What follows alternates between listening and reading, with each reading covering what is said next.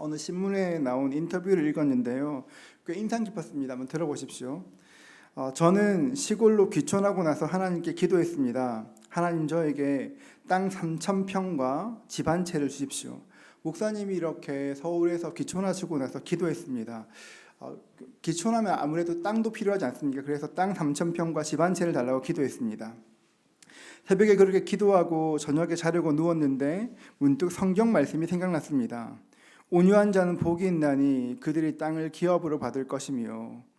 이 말씀을 몇 번 되뇌이다 다시 기도하였습니다. 하나님, 땅 달라는 기도 취소하겠습니다. 제 마음만 온유하게 해주십시오. 그렇게 기도드렸습니다. 그래서 3년이 지난 지금은 어느새 땅이 2만 평이 되었습니다. 2만 평 안 놀라세요, 여러분? 2만 평. 기도를 취소한 덕분에 땅이 훨씬 많아졌다며 이렇게 인터뷰하셨습니다. 이 인터뷰를 가만히 읽다가 저도 기도하였습니다. 하나님, 저도 마음만 온유하게 해주십시오. 기도했습니다.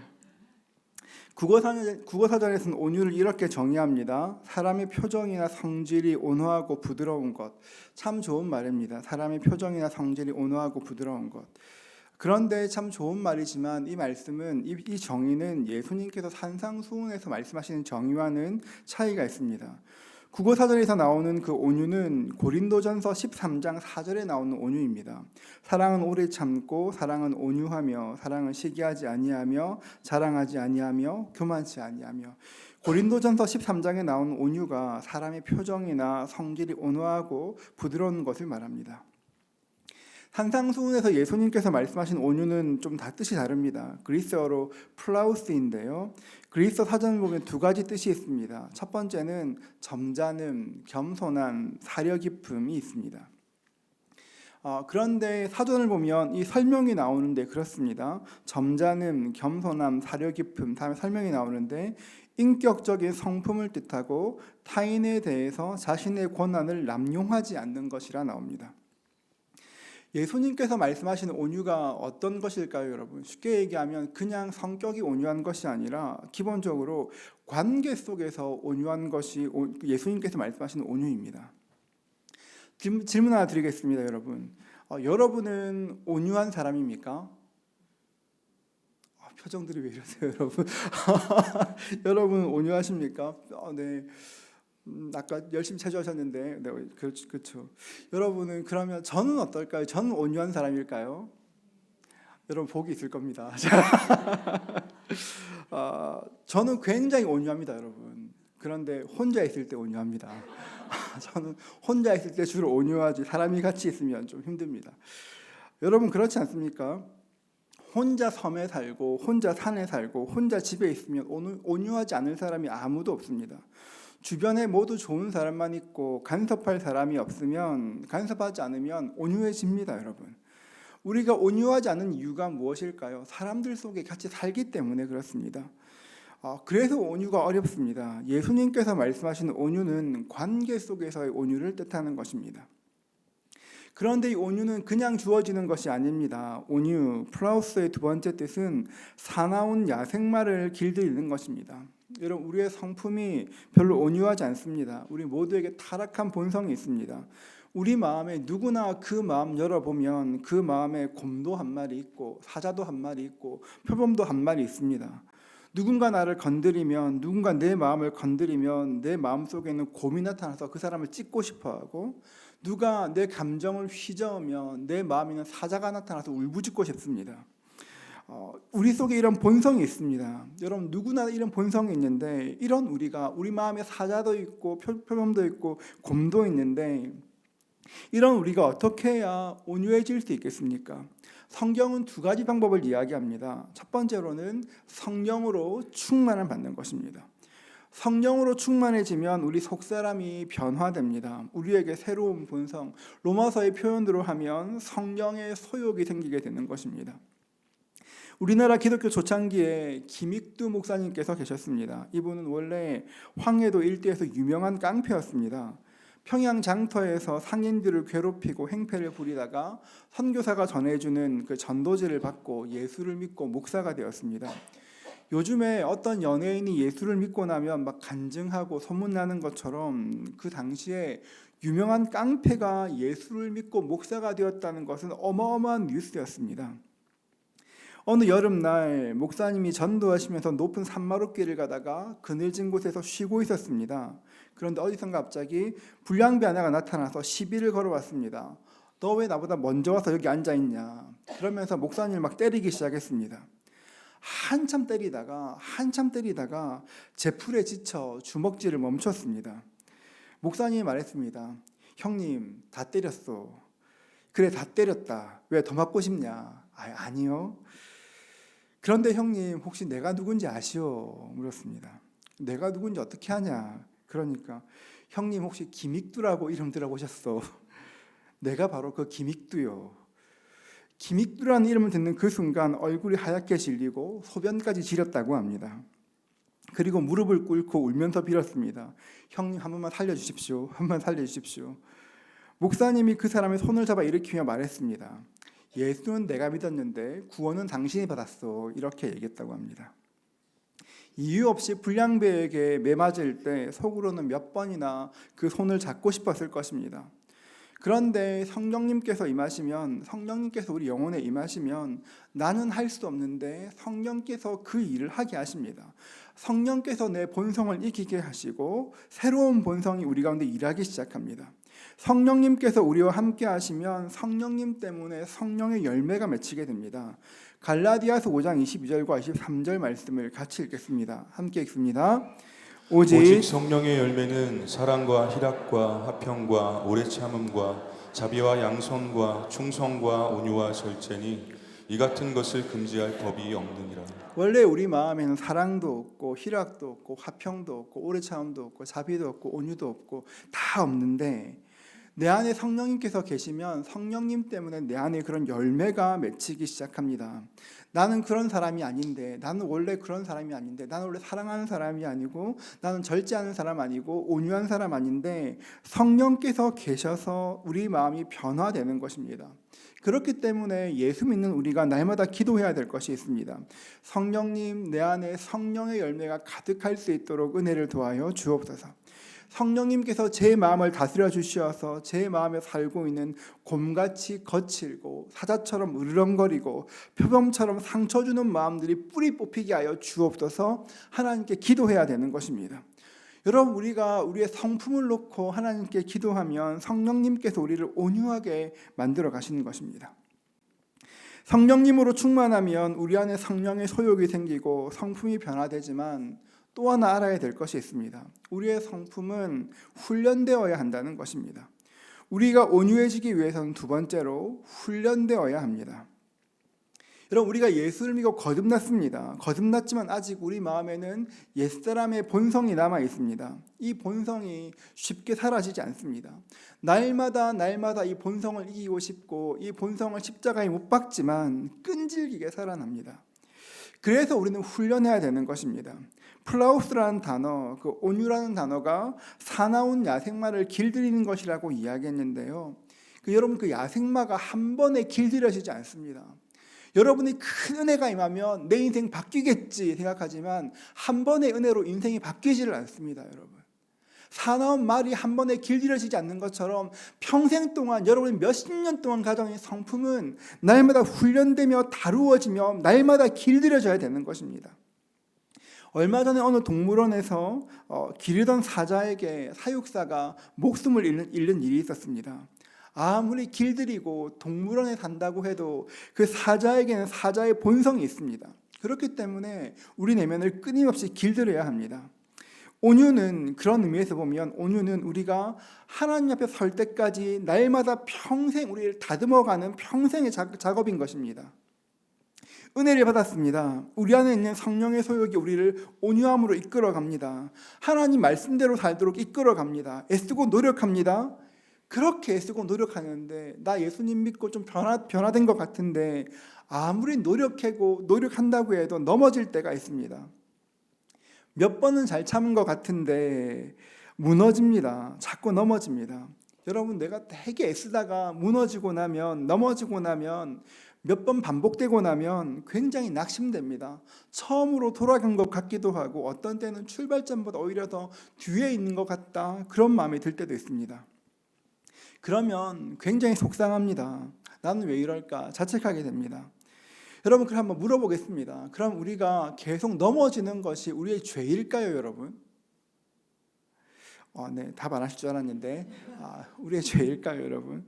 여러분 어떻게 생각하십니까? 넘어지는 것 어떻게 생각하십니까? 저는 이스라엘에 있을 때 한 2-3달 동안 베들레헴에서 살았던 적이 있습니다. 지금 한참 전쟁 중인 가자 지구에 살았습니다. 베들레헴에서 예루살렘까지 거리가 여기서 한 분당까지 거리 정도밖에 안 되고 굉장히 가깝습니다. 그러니까 지금 전쟁이 일어난 곳이 굉장히 가까운, 예루살렘과 가까운 곳입니다. 어느 날 늦은 오후 예루살렘 구시가지를 걸었습니다. 해가 지고 이제 어두워질 것 같은데 혼자 그 구시가지를 걸었습니다. 그렇게 막 길을 걷다가 골목길을 걷다가 비아 돌로로사, 그러니까 예수님께서 십자가를 지고 걸으셨던 그 길에 진입하였습니다. 예루살렘이 낮에는 관광객들로 굉장히 많은데 오후가 되면 굉장히 한산해집니다. 관광객들이 다 떠나고 늦은 오후가 되면 구시가지에 사람이 거의 없습니다. 그 길을 그냥 구경하며 쉬엄쉬엄 혼자 걷고 있었습니다.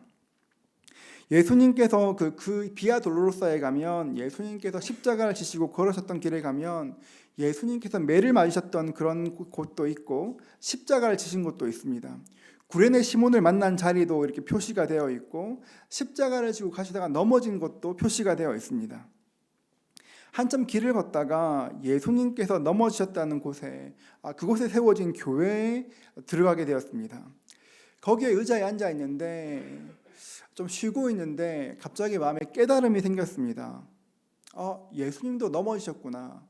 제가 그때 이스라엘에 있을 때 이렇게 교회가 없어서 교회를 처음에 잘 못 나갔습니다. 굉장히 죄책감이 심할 때였는데 나는 왜 이럴까 생각하는 참이었는데 갑자기 그 교회에서 앉아 있는데 나만 넘어지는 게 아니라 예수님도 넘어지셨구나, 그 사실이 확 와닿았습니다. 여러분 그때 그 감동이 굉장히 저에게 컸습니다. 여러분, 예수님께서 넘어지셨는데 우리가 넘어지는 것 당연한 일입니다. 나는 거룩하게 살고 싶은데, 나는 온유하게 살고 싶은데, 예수님 닮은 모습으로 살고 싶은데 사람들 속에 살다 보니까 계속 넘어질 때가 있습니다. 자꾸 넘어집니다. 넘어지고 나면 그래 내가 그렇지 낙심됩니다. 여러분, 그런데 예수님도 넘어지셨습니다. 중요한 것은 넘어지는 것이 아니라 일어나는 것입니다. 벌떡 일어나는 것입니다. 죄를 짓고 넘어질 수 있습니다. 그런데 다시 일어서면 됩니다. 예수님도 그러셨습니다. 우리는 온유를 생각하면 온유하다, 굉장히 정적인 개념으로 생각합니다. 온유하다, 우리 마음의 상태를 말하는 것 같습니다. 그런데 성경이 말하는 온유는 단순히 우리 마음의 그런 상태를 말하는 것이 아니라 우리가 평생 동안 온유해지는, 거룩해지는 과정 전체를 온유하다 말하는 것입니다. 온유는 우리 내면의 상태가 아니라 거룩해지는 과정입니다. 거친 야생마가 길들여지는 것처럼 하나님 손에서 끊임없이 다듬어지는 것이 온유해지는 것입니다. 여러분, 그렇기 때문에 오늘보다 내일이 더 온유할 수 있습니다. 오늘보다 모레가 훨씬 더 온유할 수 있습니다. 왜냐, 그렇게 하면 믿음의 길을 걸어가기 때문에 주님께서 우리 걸음을 인도하시기 때문에 그렇습니다. 성경은 모세를 세상에서 가장 온유하다 말합니다. 민수기 12장 3절입니다. 우리 같이 한번 읽어볼까요? 민수기 12장 3절입니다. 이 사람 모세는 온유함이 지면의 모든 사람보다 더하더라. 우리는 보통 온유하다는 그 성품을 선천적으로 타고난다고 생각합니다. 여러분, 그렇지 않습니다. 온유는 길들여지는 것입니다. 젊은 시절 혈기를 이기지 못해 사람을 죽인 것을 보면 모세는 절대 온유한 사람이 아니었습니다. 그런데 그런 모세에게 하나님께서 말씀하시기를, 봐봐, 이 세상 모든 사람 중에서 모세가 제일 온유해, 이렇게 말씀하셨습니다. 이 말씀을 이해하기 위해서는 앞뒤 문맥을 살펴야 되는데요. 민수기 12장 1절과 2절은 이렇게 말합니다. 모세가 구스 여자를 취하였더니 그 구스 여자를 취하였으므로 미리암과 아론이 모세를 비방하니라. 그들이 이르되 여호와께서 모세와만 말씀하셨느냐 우리와도 말씀하지 아니하셨느냐 하매 여호와께서 이 말을 들으셨더라. 미리암과 아론이 모세를 비방하였습니다. 하나님이 너와만 말씀하셨냐? 너만 지도자냐? 나도 넘었지 않다. 더군다나 넌 이방인과 결혼하지 않았냐? 그런 결정적인 흠이 있는 사람이 어떻게 우리 민족의 리더가 될 수 있겠냐? 모세를 대적하였습니다. 굉장히 이렇게 내 자존심을 밟은 것입니다. 그런데 모세는 그 모든 과정 가운데 하나님이 너만 이야기하셨냐, 너만 선지자냐 이야기할 때 넌 더군다나 이방인과 결혼했잖아, 막 인신공격을 하였습니다. 그런데 그때 모세가 자기를 변호하지 않았습니다. 자기의 사정을 설명하는 것도 아니고 싸우지도 않았습니다. 그냥 잠잠했습니다. 하나님께서 이 모습 보시고 말씀하시기를 모세가 세상에서 제일 온유해 말씀하신 것입니다. 사실 모세도 할 말 많았을 것입니다. 할 말 정말 많았을 것입니다. 그런데 한마디도 변명하지 않고 공격하지도 않았습니다. 그랬더니 어떻게 되었습니까? 4절 말씀을 같이 읽겠습니다. 4절입니다. 여호와께서 갑자기 모세와 아론과 미리암에게 이르시되 너희 세 사람은 회막으로 나아오라 하시니 그 세 사람이 나아가매. 하나님께서 직접 개입해 주셨습니다. 하나님께서 직접 나타나셔서 모세를 변호해 주셨습니다. 이 말씀에서 모세가 온유하다 말씀하시는 것입니다. 모세는 오해받는 상황, 화가 날 수 있는 상황에서 자신이 그것을 설명하려고 하지 않았습니다. 다만 하나님을 의지함으로 믿고 맡겨드렸습니다. 이 모습이 성경에서 말하는 온유입니다. 하나님을 믿기 때문에 내 삶을 하나님께 맡겨드렸기 때문에 내가 내 삶을 변호하지 않고 화내지 않는 것입니다. 억울한 일을 당했다면 내 삶은 하나님 거니까 억울한 일을 당했다면 하나님께서 알아서 갚아주실 것이고 내가 정말 오해받았다면 공의로우신 하나님께서 풀으실 것을 믿기 때문에 억울하고 오해받는 상황 가운데도 하나님을 바라봄으로 상대방에게 상처를 주지 않고 다투지 않는 것입니다.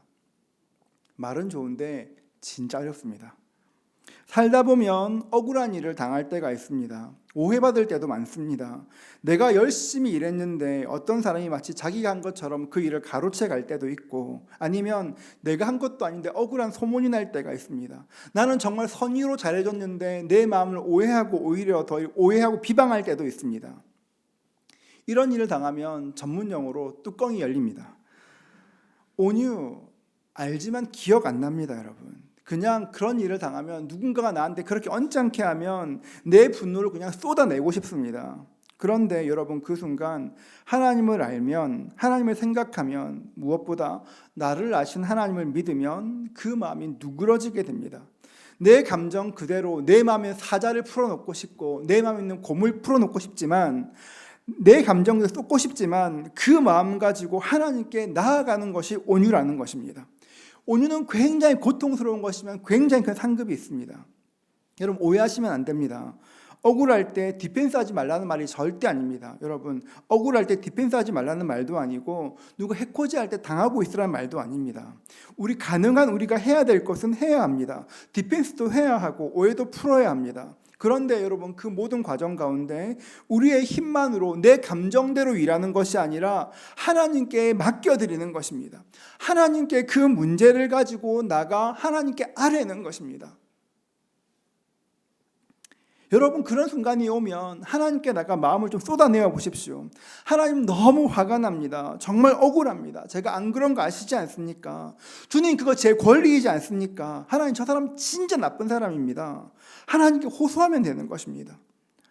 온유하다는 것이 억울한 일을 당할 때 그냥 참아주고 인내하는 것만을 뜻하는 것이 아닙니다. 여러분 의지로 참으면 어떤 억울한 일을 당했을 때 여러분의 의지로만 참으면 병납니다. 여러분 속이 썩어 문드러지고 우리 내면 세계가 무너지게 됩니다.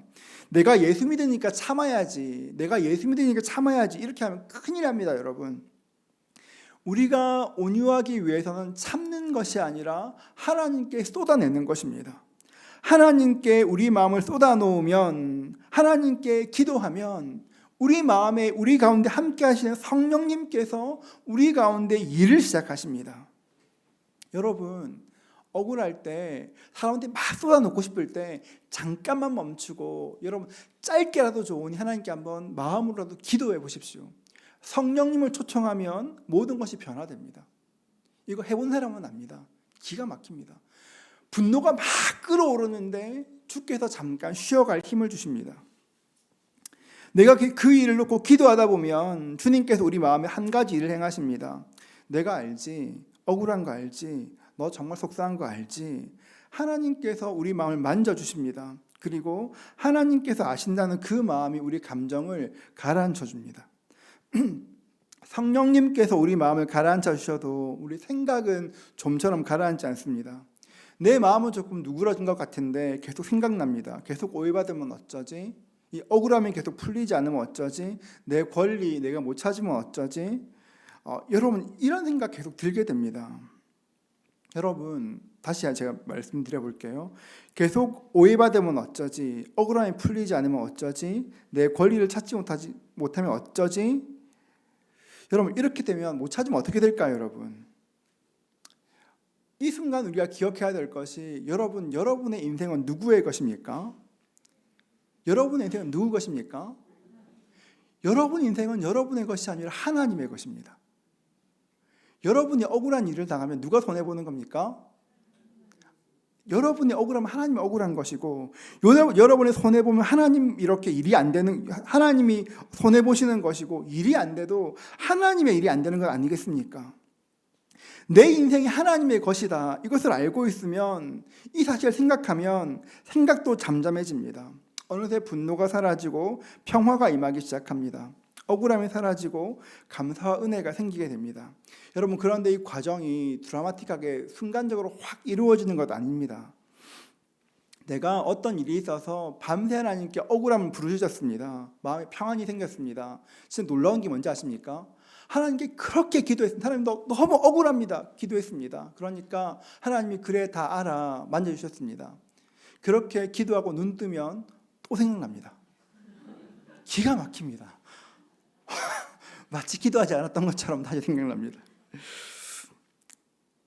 여전히 다시 내 감정이 요동칩니다. 이것이 우리입니다. 여러분 그런데 해야 될 것이 있다면 그렇게 감정이 요동칠 때 다시 하나님을 의지해야 합니다. 내 힘으로 어떻게 하려고 하는 것이 아니라 하나님께 맡겨드리는 것입니다. 내 인생의 주인 노릇하는 것을 하나님께 맡겨드리는 것입니다. 그렇게 하루를 보내고 이틀을 보내고 3일을 보내고 내 마음에 원망이 탄식이 짜증이 올라올 때마다 하나님께 맡겨드리는 것입니다. 여러분 놀라운 것이 그러다 보면 점점 마음이 조금씩 괜찮아집니다.